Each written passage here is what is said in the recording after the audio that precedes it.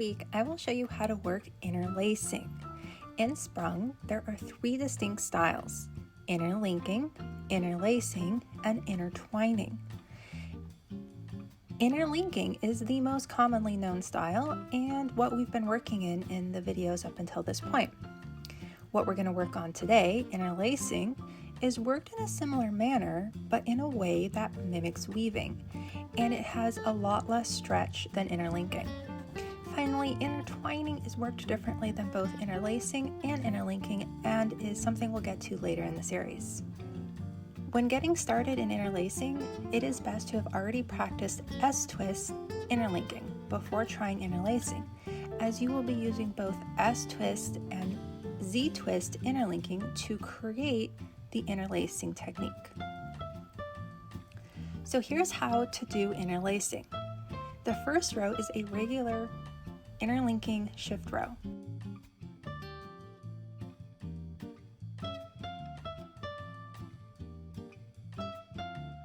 The second row is where the interlacing happens. In the second row, you will start by working a special S-twist maneuver with the first 2 front threads. Then work S-twist interlinkings to the end of the row.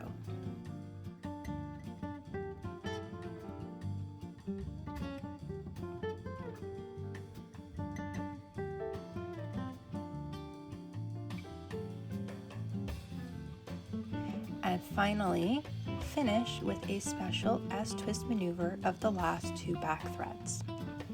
You'll notice that these special S-twist maneuvers are the same as when you're switching from Z-twist to S-twist, as I covered in the last couple of videos.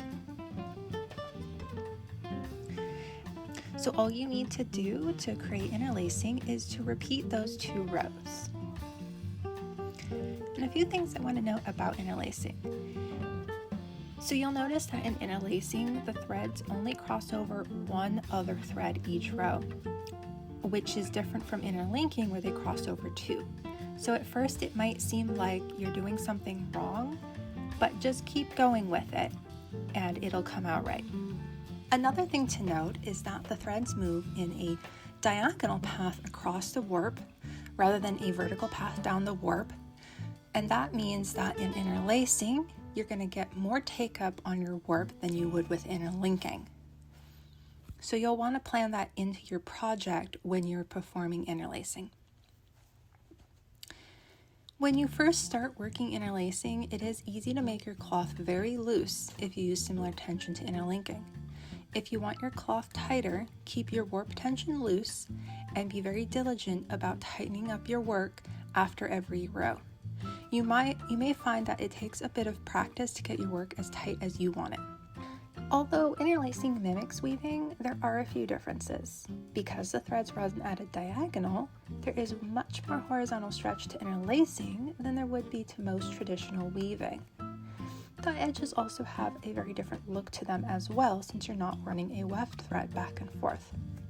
And finally, if you're using a warp with more than one color, you will get diagonal color patterns, not straight stripes.